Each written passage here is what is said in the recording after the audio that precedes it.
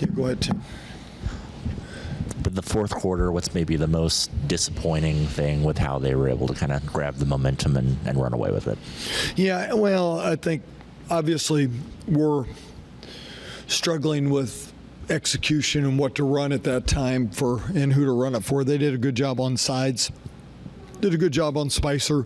They defended the three line really well, and so we're trying to find some different things, but obviously we just couldn't find enough offense there. I thought our defense played well enough to win the game, and offensively we struggled all night long. And then I know that it's still ongoing. Can you give any kind of update on where the Tess situation is? Yeah, I can't. We waited as long as we could today to see if we would get a late ruling on that, and we didn't.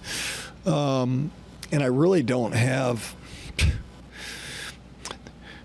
They're not great communicators. It's not like, they're sending me an email that, expect an update here, So I think it's just, unfortunately, we're on their timeline. And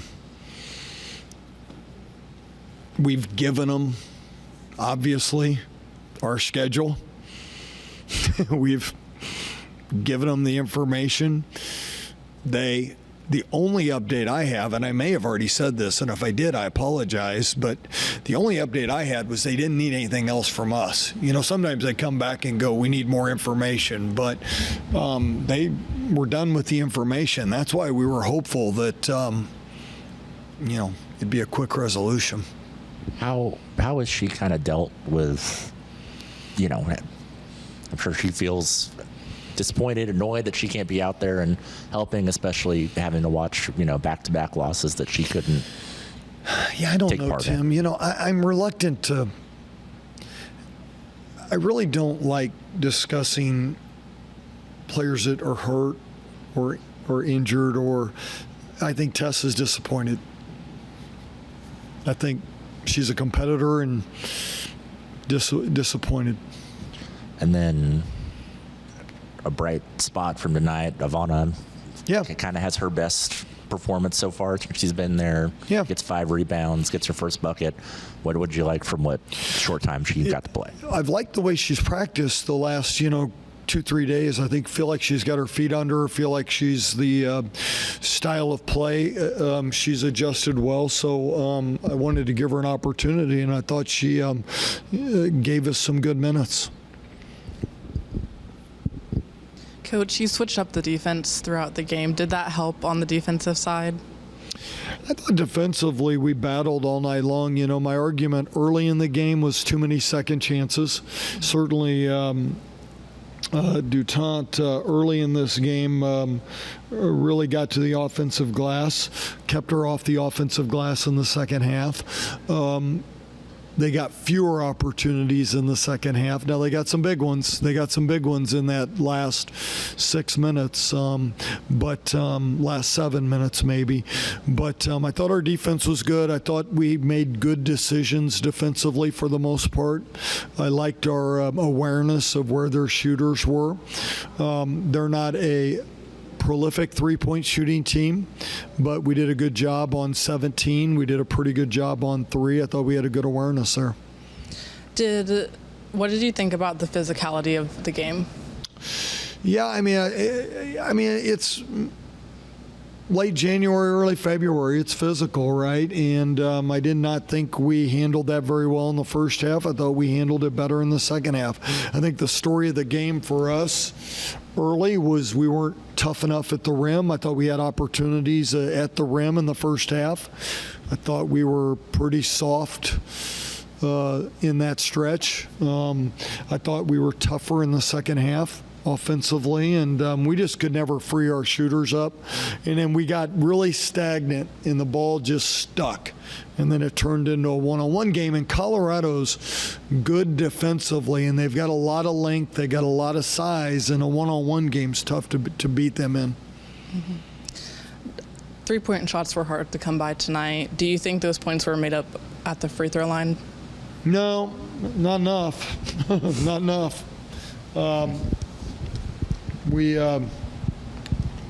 We got to the free throw line better, obviously, in the second half. But we only got 15 threes off. Probably a dozen of them were guarded pretty well. We didn't get many open threes. You know, generally when we're playing really good offense, we're getting some open three looks, and we didn't get many tonight. At 45-42, Zai was the player who gave them the lead. How bittersweet was that? Well, I don't know. It's bittersweet. I mean, she's a good player. She's a good player. She made plays for us when she was here, you know. So I'm sure that her coming back. Zai always plays the game with emotion, so she probably had some emotions to it. So, yeah, she made a good play there, but she made good plays for us when she was here. And she had the double-double. I mean, it can't be a total surprise to see her do that. I felt like Zai was... No, I don't think anything. She's a good player. I go back to she's a good player. It's not uncommon now. You know, we're in this new era of we're all coaching against former players that played here, and it's not uncommon to have these things happen. So I didn't think too much of it, other than from a scout perspective. You know, we did a pretty good job on her for the most of the game. She's 4 of 11 from the field, so she's under 40%, but she hit a big one in the fourth.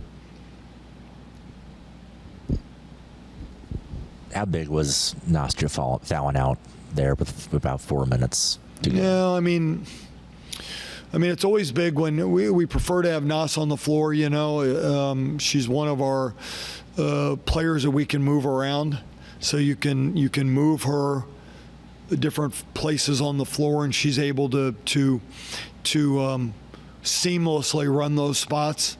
You know, that's really valuable, particularly in a game where points are hard to come by. We don't have, you know, we only have a few players that can do that and run whatever we're running. So it was big. Unfortunately, we were just in a situation where we felt like we needed to have her on the floor. All right, guys. Thank you. Thank you.